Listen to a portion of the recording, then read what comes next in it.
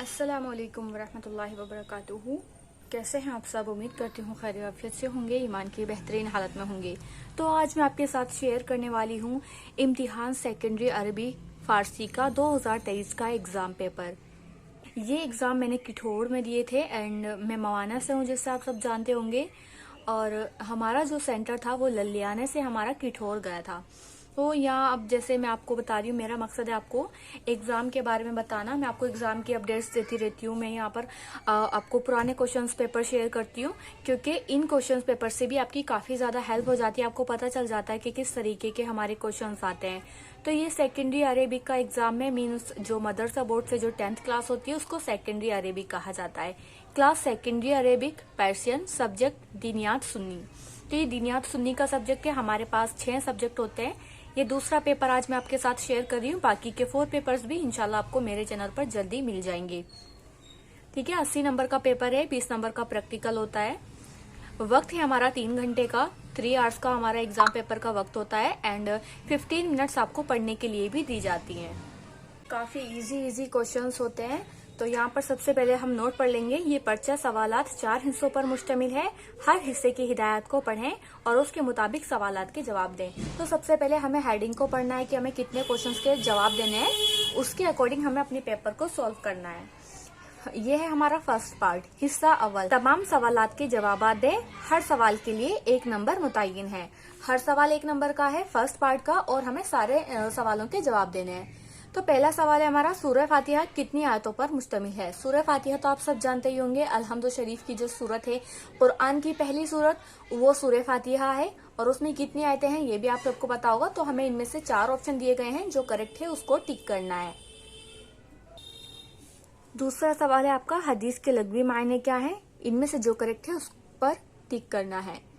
सवाल नंबर 3, आपको आंसर, आपकी जो आंसर बुक होती है, मतलब जो आपको नोटबुक दी जाती है पेपर को लिखने के लिए, एग्जाम को लिखने के लिए, उसमें आपको सिर्फ क्वेश्चन डालना होता है कि क्वेश्चन नंबर 1, पार्ट 1 डालेंगे सबसे पहले। तो हम पार्ट 1 के बाद हम डालेंगे क्वेश्चन नंबर 1। क्वेश्चन नंबर 1 का कौन सा है? ये फर्स्ट सेकंड क्वेश्चन का आंसर।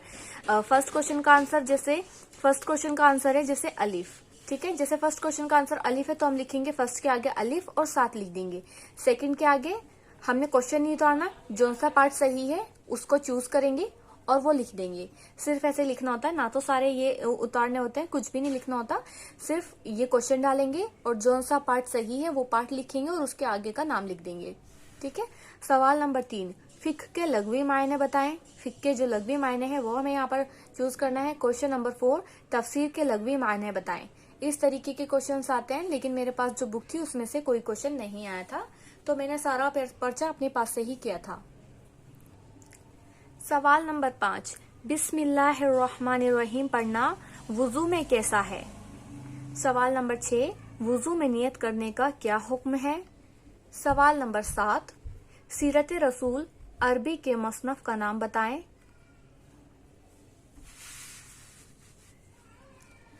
सवाल नंबर 8, सूरह नास किस पारा में है? ये तो आप सबको ही पता होगा। नेक्स्ट है हमारा सेकंड पार्ट। सेकंड पार्ट में अब आप देखिए 16 नंबर का है सेकंड पार्ट। दर्ज सवालात में से कोई 8 सवालात हल करें। हमें 8 से ज्यादा सवाल दिए गए हैं, जिसमें हमें सिर्फ 8 के जवाब देने हैं। हर सवाल के लिए 2 नंबर मुतय्यन है। हर एक सवाल 2 नंबर का है, 8 सवाल करने हैं, टोटल नंबर है 16। पहला क्वेश्चन है हमारा, तस्हील उसूल फिक्ह किस फन की किताब है? सवाल नंबर 2, फज़ाइल नुज़ूल के मुसन्नफ का नाम बताएं। सवाल नंबर 3, रहमत आलम किस फन की किताब है? तो यहाँ हमें टोटल 10 सवाल दिए गए हैं, जिसमें से हमें कोई भी 2 छोड़ देने हैं और बाकी 8 के जवाब देने हैं। सवाल नंबर 4, अपनी दुरुस्त किताब फिक्ह का नाम बताएं। अपनी दरसी किताब फिक्ह का नाम बताएं। सवाल नंबर 5, तहज़ीबुल अखलाक के मुसन्नफ का नाम बताएं। सवाल नंबर 6, मतन कुरान की तारीफ बताएं। सवाल नंबर 7, तफसीर और तावील में क्या फ़र्क है?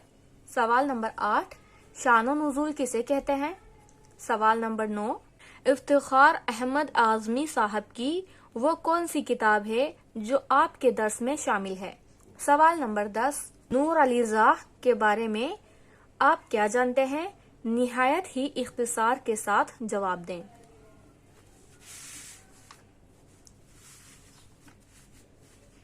हिस्सा सोम 32 नंबर का है, 32 मार्क्स का है। दर्जे झेल सवालों में से कोई 4 सवाल हल करें। जो भी हमें सवाल दिए गए हैं उनमें से सिर्फ 4 के जवाब देने हैं। हर सवाल के लिए 8 नंबर मुख्तस हैं। हर एक सवाल 8 नंबर का है, तो 4 सवाल करने हैं हमें 32 नंबर के। ध्यान रखें, हर एक सवाल 8 नंबर का है तो करना जरूरी है, ठीक है। सवाल नंबर 1, कोई एक हदीस लिखकर उसका तर्जुमा लिखें।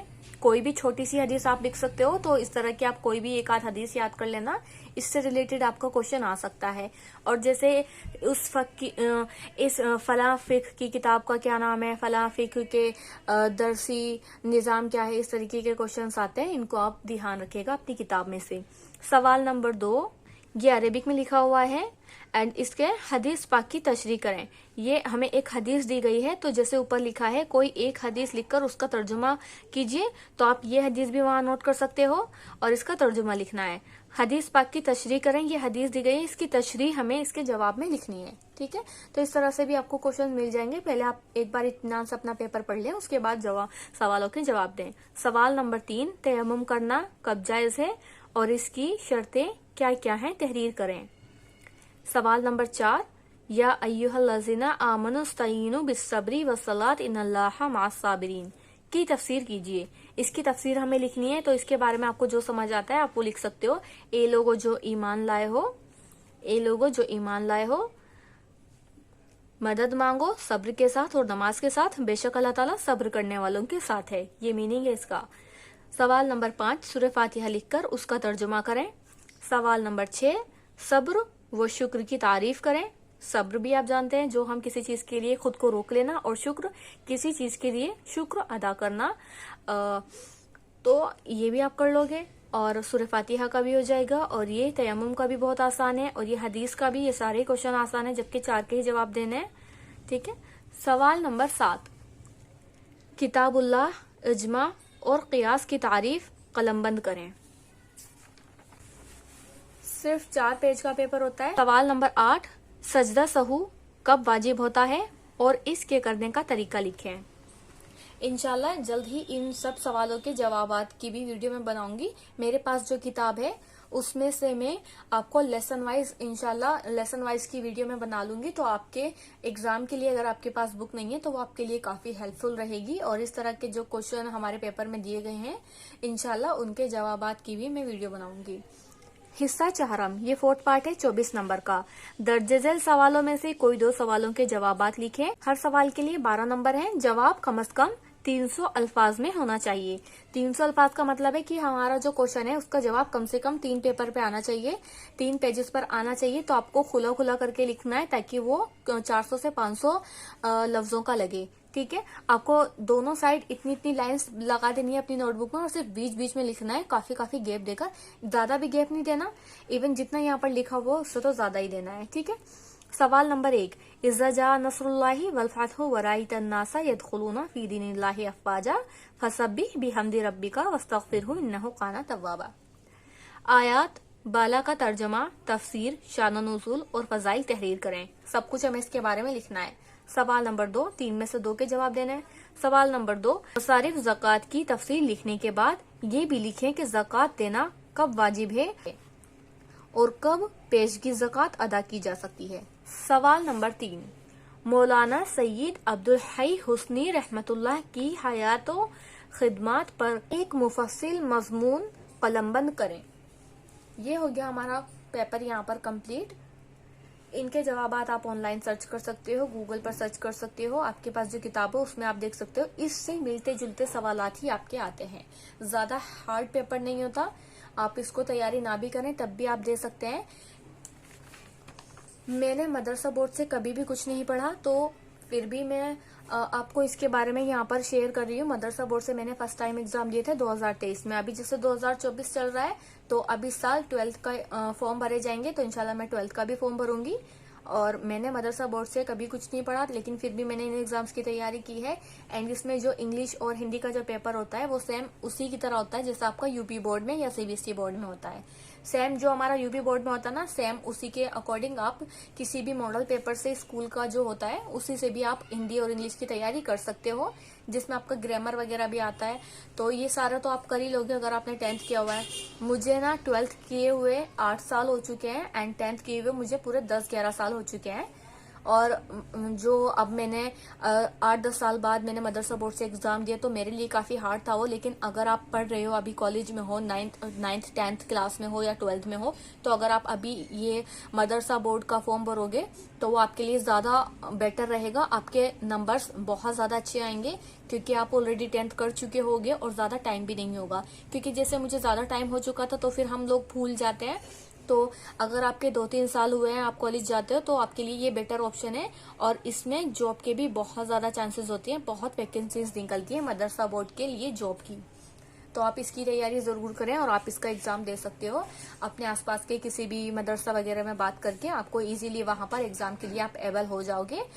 लड़के और लड़कियां दोनों ही इसके एग्जाम देते हैं। तो मेरा जो सेंटर है वो पिठौड़ जाता है सेंटर, हमारे कस्बा के पास में ही है, मवाना के। तो इंशाल्लाह वीडियो आपके लिए जरूर हेल्पफुल रहा होगा। नेक्स्ट वीडियो के लिए चैनल को सब्सक्राइब कर लें। अगर वीडियो आपको हेल्पफुल लगा हो तो आप इसे वीडियो को लाइक कर लें, अपने लिए सेव करके रख लें। और अपने फ्रेंड्स के साथ अगर आप इस फील्ड में जाना चाहते हो तो आप डेफिनेटली जा सकते हो। अगर आपको स्कूल से भी नहीं करना तो आप सिर्फ मदरसा बोर्ड से भी 10th और 12th कर सकते हो, क्योंकि इसकी जो वैल्यू है वो सेम उतनी ही वैल्यू है जितनी सीबीएसई या यूपी बोर्ड की 10th और 12th की वैल्यू होती है। मदरसा बोर्ड की 10th और 12th की वैल्यू भी उतनी ही होती है। जज़ाकल्लाहु खैरन कसीरा। अस्सलामु अलैकुम वरहमतुल्लाहि वबरकातुहू।